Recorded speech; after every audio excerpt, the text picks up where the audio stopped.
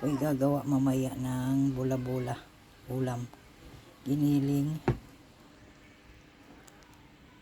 asin, harina, itlog at paminta. Kunting asin lang.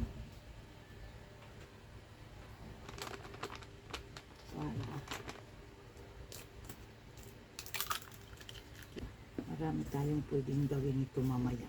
Isabaw, lagyan ng miswa at patola.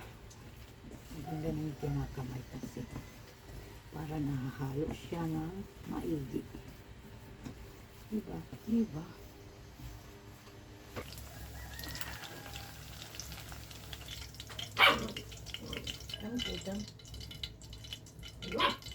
Sarap na ang ulam.